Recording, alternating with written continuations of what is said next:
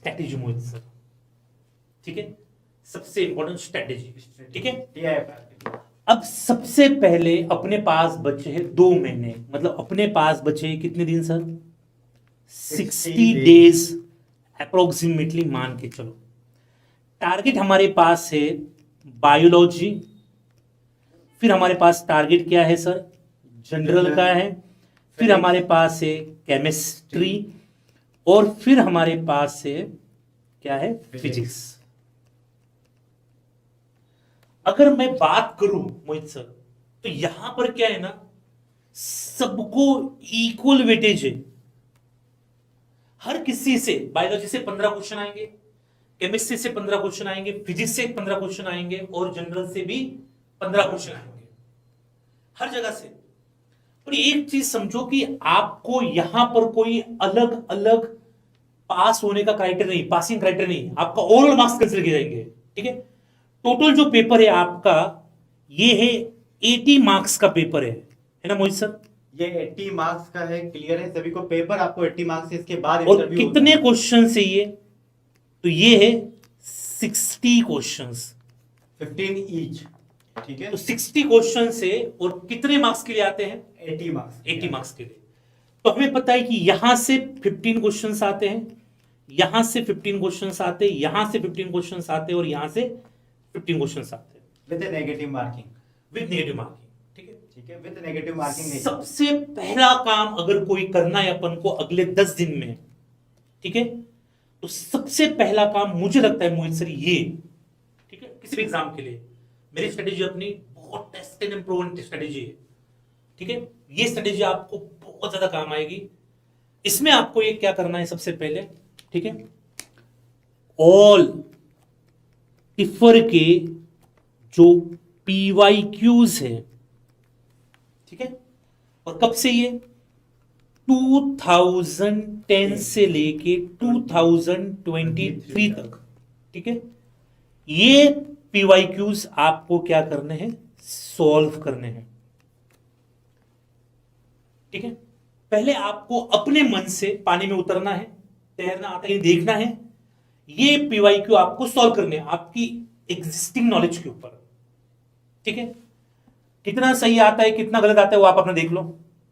उसमें 2 ऑप्शन आपके पास है, एक तो आप IFS की टिफर बुक लो, या फिर हमारे IFS के फ्री वेबसाइट पे टिफर की क्वेश्चन बुक पड़ी है, वहां से आप उठा के दो, या आप टॉपिक वाइज या यूनिट वाइज या आप मॉक टेस्ट वाइज चाहते हैं तो फिर आप हमारा कोर्स PYQ वो ले लो, वहां से आप प्रैक्टिस कर लो इसको, ठीक है।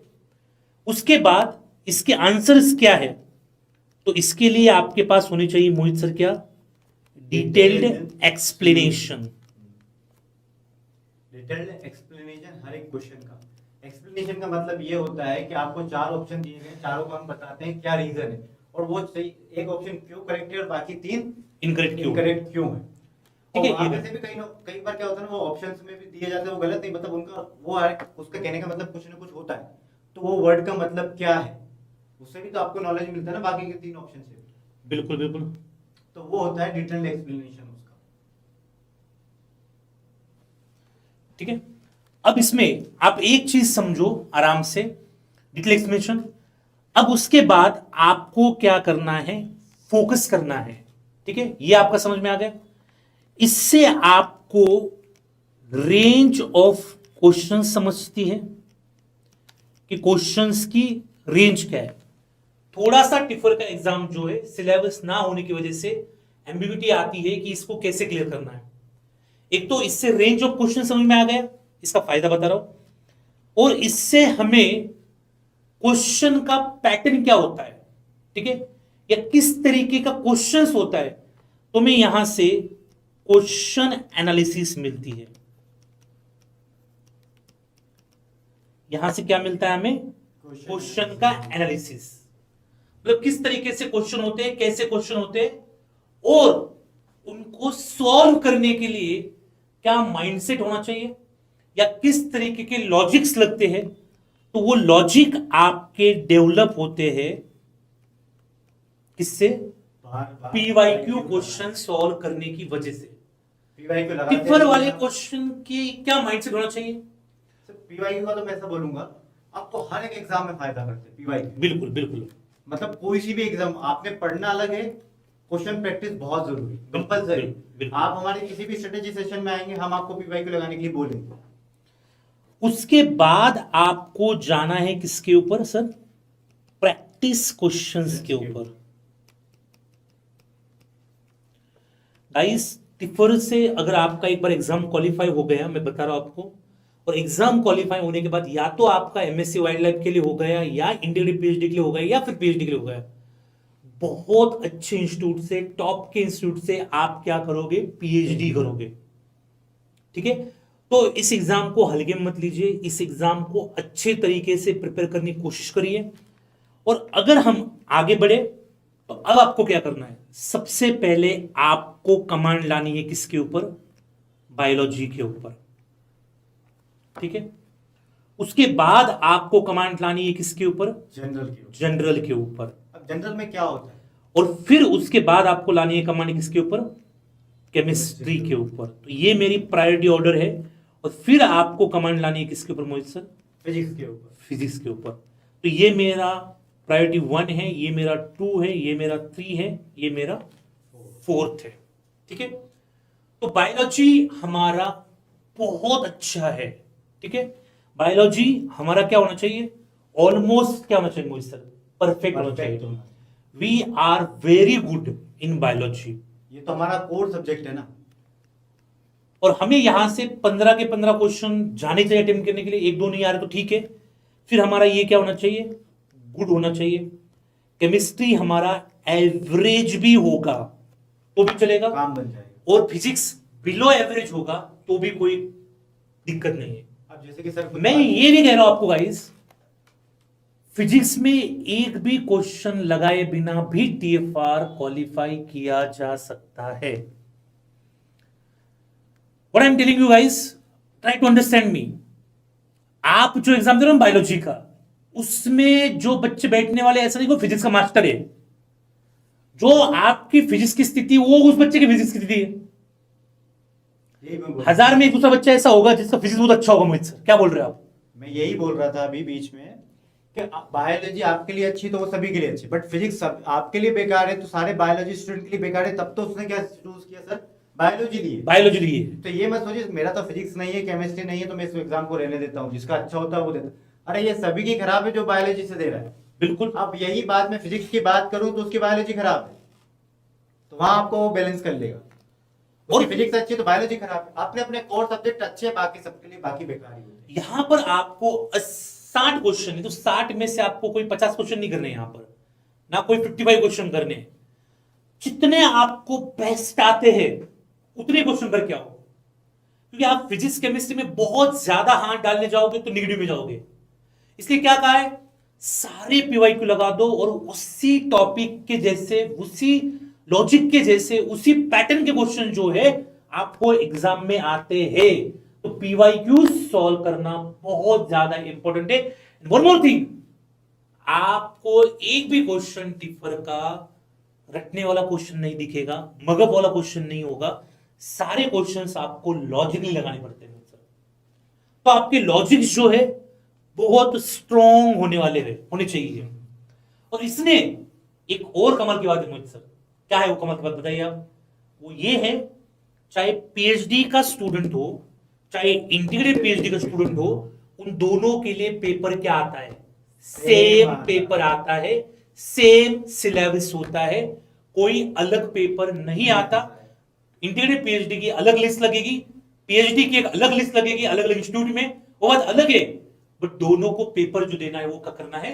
सेम पेपर देना। कुछ लोग ये और ये पॉसिबल तभी हो सकता है जब दोनों बच्चे, आप ऑब्वियसली बात है, आपको एमएससी का बच्चा है, मतलब मैं ये नहीं करूंगा एमएससी के बच्चे की नॉलेज बीएससी के बच्चे ज्यादा होगी, मैं ये नहीं कह सकता। कुछ बेसिक बच्चे ऐसे होंगे जो मैं करूंगा उनकी नॉलेज ज्यादा होगी, बट आमतौर पे अगर अपन आराम से देखें, ठीक है, तो एमएससी के बच्चे की नॉलेज थोड़ी बहुत कहीं ना कहीं पर ज्यादा होगी बीएससी के बच्चे से। मतलब पोस्ट ग्रेजुएट के बच्चे की नॉलेज ग्रेजुएट के बच्चे से ज्यादा होगी, एक्सेप्शनली ग्रेजुएट बच्चे की नॉलेज पोस्ट ग्रेजुएट बच्चे से ज्यादा हो सकती है।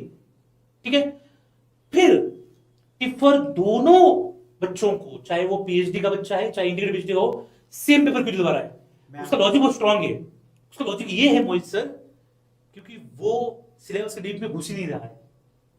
टिफर क्या कर रहा है, बेसिक पूछ रहा है, और वो बेसिक जो ऐसा है वो लॉजिकल पूछ रहा है। मैं मानता हूँ सर एमएससी वाले बच्चों को नॉलेज ज्यादा होगा बीएससी वाले के बिल्कुल। कंपैरिजन में, पर वो उस लेवल का पूछ ही नहीं रहा है। हाँ हाँ, वो उससे नीचे लेवल का पूछ रहा है, और जो बीएससी वाला है, जो ग्रेजुएशन वाला है, उसको ज्यादा फायदा है, क्योंकि उसने वो अभी अभी पढ़ा, हाई स्कूल में अभी अभी पढ़ा है। हाई स्कूल में बेसिकली मैं सिलेबस की बात नहीं कर ज्यादा रहा हूँ, रहेगा। अपन सिलेबस की बात नहीं कर रहे सिलेबस हैं। की हम बात अपन नहीं कर बात ये करें, अपन इस तरीके से बात करें इसको कि ये साइंस के लॉजिक्स को पूछ रहे हैं, ठीक है। इन्होंने क्या कहा है, हाई स्कूल में और अंडर ग्रेड में, मतलब अंडर ग्रेजुएट में जो आपने पढ़ा है उसके ऊपर क्वेश्चन आएंगे। तो अंडर ग्रेजुएट तो बहुत सारे बच्चे भी पढ़ा है, अंडर ग्रेड वाले बच्चे भी पढ़ रहा है, बट वो ये नहीं पूछ रहा है कि जो एमएससी के बच्चे भी पढ़ा है और जो ग्रेजुएट के बच्चे ने नहीं पढ़ा है। आपसे तो आपके साथ सिलेबस ही पूछा जा रहा है। और वो ये नहीं पूछेगी कि सेंट्रोमियर के अंदर गए तो उसमें कितने स्पेकल्स होंगे, टेलोमियर के अंदर क्या क्या सीक्वेंस होगी। ये तो आप बहुत डिटेल में आगे जाके एमएससी में पढ़ते हो। वो मगप वाले क्वेश्चन पूछते नहीं, वो सिंपल सा क्वेश्चन पूछेंगे, एक माउस था, दूसरा माउस था, ब्रीडिंग करवाई, फर्स्ट जनरेशन आ गया, तो फर्स्ट जनरेशन में उसकी जो है उसी किसी एक दूसरे जनरेशन से ब्रीडिंग करवा दी, तो अब सेकंड जनरेशन में डिजीज आने की प्रोबेबिलिटी क्या थी, अज्यूमिंग दैट कि फर्स्ट जनरेशन के दोनों भी माउस क्या थे, कैरियर थे। तो ये तो बेसिक बच्चों पढ़ा है, तो यहां पर क्या पूछ रहा है, वो लॉजिक्स पूछ रहा है। तो बहुत सारे बच्चों के ऐसे क्वेश्चंस होंगे ना कि सर मतलब एक ही पेपर दोनों एग्जाम्स के लिए कैसे हो सकता है, तो उसका लॉजिक ये है। और वैसे भी इंटीग्रेटेड पीएचडी वालों की अलग लिस्ट आएगी, पीएचडी वालों के लिए अलग आएगी। हाँ वो तो अलग, कट ऑफ के बाद में अलग आने वाला, तो कोई सेंस नहीं वो बनता है। सेंस नहीं बनता, आपकी जगह कोई और नहीं ले रहा है, आपकी जगह आप ही लोगे, ठीक है। उसके बाद आपको क्या करनी है, revision. But understand this revision must be according to PYQs। अब मैं बार बार PYQs क्यों कह रहा हूं मोहित सर, क्योंकि अब सिलेबस तो है डिफाइंड। अब ये एग्जाम आईआईटी एग्जाम का होता है, गेट बी का होता है, उसमें जो सबका सिलेबस है, मैं कहता ये टॉपिक बहुत इंपॉर्टेंट, यहां से क्वेश्चन आ गए। बट अगर आप आईएफएस साथ नहीं जुड़ रहे हो, आपके पास आईएफएस का सिलेबस नहीं है, अगर आईएफएस की बुक नहीं है, आईएफएस का कोर्स नहीं है, तो फिर आपको प्रॉब्लम है कि मैं क्या पढ़ूं क्या ना पढ़ूं। हो सकता है आप ऐसा एक टॉपिक पढ़ो जिससे कभी क्वेश्चन नहीं आया टिफिन में आज तक, या आप वो टॉपिक स्किप करें जहां पर हर बार क्वेश्चन आता है, कैंसर हर बार क्वेश्चन आता है, जेनेटिक्स में हर बार क्वेश्चन आता है, तो आपको वो आइडिया ही नहीं कि वहां से कितने क्वेश्चन आते हैं, कैसे आते हैं। तो एक बार मेरा रिक्वेस्ट है गाइस, ठीक है, जो पीवाई का कोर्स है उसको देख लो, या रिकॉर्डिंग कोर्स लेक्चर में देख लो, उसमें हमने पूरा एनालिसिस।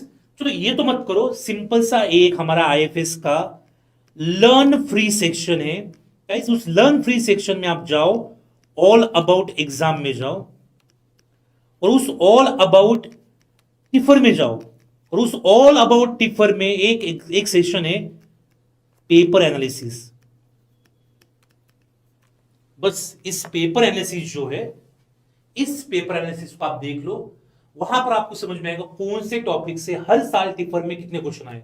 और मोहित सर प्रॉमिस कर रहे हैं आपको आज की डेट में कि वो उसका एक अलग वीडियो बनाएंगे कि टिफर में कौन से इसमें कितने क्वेश्चन आए, और वो आपके लिए बहुत ज्यादा बेनिफिट होगा, ठीक है। फोकस ये होना चाहिए एग्जाम के अंदर कि मैक्सिमम करेक्ट क्वेश्चन करे। क्या बोल रहे हैं मोहित सर? करेक्ट क्वेश्चन करना पड़ेगा, नेगेटिव मार्किंग भी है आपके पास, ठीक है। मैक्सिमम अपन क्या करें, करेक्ट क्वेश्चंस करें। और ये क्यों करना है आपको, अपन को to avoid what, negative marking. और इसमें निगेटिव मार्किंग के ज्यादा चांसेस क्यों है मोहित सर, ये बताइए आप। निगेटिव मार्किंग के ज्यादा चांसेस इसलिए है, इसमें फिजिक्स है और इसमें केमिस्ट्री है, और जनरल में भी कुछ क्वेश्चन जो है ऐसे वैसे आते हैं, उसमें वैल्यू कुछ होते हैं और ऐसे वैसे आते हैं। आप लोग क्या सोचोगे कि ठीक है मैंने फिजिक्स में तो एक भी तो नहीं लगाया, या मैंने सिर्फ 5 लगाया, 5 और लगा देता हूं, तो वो मत करो, ठीक है, मत करना, क्योंकि ये एग्जाम ऐसा नहीं कि जहां पर सिर्फ बायोलॉजी है। हाँ, आप स्टूडेंट पेज में आ जाओ, मैं तो सब लगा के आओ भाई। आपको 5 आ रहे आप 5 लगाइए, बाकी के नहीं आ रहे, नहीं मैंने तो सिर्फ 5 ही किए, या मैंने तो 6 ही क्वेश्चन किए, वो बाकी के मत लगाइए। बाकी के आप लगाओगे तो आप यहाँ से सेटिस्फैक्टरी ऐसे रहोगे मैंने 10 क्वेश्चन किए सर, ठीक है, यहाँ पर इस सेक्शन में, बट वहां से आपको माइनस लेके जाओगे आप, तो वो प्रॉब्लम है। क्लियर है? एनी क्वेश्चन, एनी डाउट कुछ है? ठीक है, आप आपको गाइस यार मॉक टेस्ट देने बहुत जरूरी है। एग्जाम वाली फीलिंग। ये बहुत जरूरी है।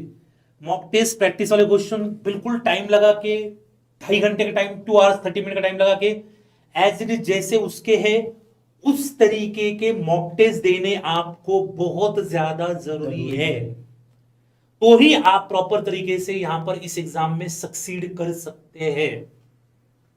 क्लियर है? इस तरीके से मुझे लगता है कि ये स्ट्रेटेजी होनी चाहिए आपकी। और अगले 2 महीने के लिए आपके पास, मुझे पता आगे आईटी जाम एग्जाम भी है, गैडबी भी आने वाला है अप्रैल में, स्वीट पीजी भी मार्च में है। बट अगर आप टिफर का करना चाहिए तो फोकस ऑन टिफर ओनली। अगले 2 मंथ के लिए focus on tipper only for next 2 months. Next 2 months के लिए आपको क्या करना है? सिर्फ टिफर के ऊपर फोकस करना है। 10 दिसंबर को टिफर एग्जाम खत्म होगा, वही नॉलेज वही सारे टॉपिक्स आपके यूटिलाइज होंगे आईआईटी जाम के अंदर। जब आपका आईआईटी जाम का एग्जाम होगा 11 फरवरी को, वही सारे टॉपिक्स वही सारा नॉलेज बिल्कुल बेचती जाएगा, यूज होगा स्वेट पीजी में जो होने वाला है आपका मार्च में 11 मार्च। वही सारा नॉलेज वही सारे लॉजिक्स आपके यूटिलाइज होंगे गैडबी के अंदर। किसके लिए? गैडबी एग्जाम क्रैक करने के लिए अप्रैल के अंदर। तो गाइस अब 4 एग्जाम आ चुके, 2 महीने बाद टिफर है, 4 महीने बाद क्या है हमारा आईटी जाम है, 5 महीने मतलब 5 महीने के बाद हमारा स्वेट है, और 6 महीने के बाद हमारा क्या है? गैडबी है। तो 4 5 6, ठीक है, 4 5 6 tipper, IT jam, sweat PG और गैडबी। तो लग जाओ भाई, कमर कस लो, और कोई भी चीज की प्रिपरेशन करनी है हाइप से जोड़ दो, ठीक है। इसके अलावा अगर आपको कोई क्वेश्चन है, कोई डाउट है, कोई भी इशू है, प्रॉब्लम है, तो आप इस कमेंट सेक्शन में पूछ सकते हैं।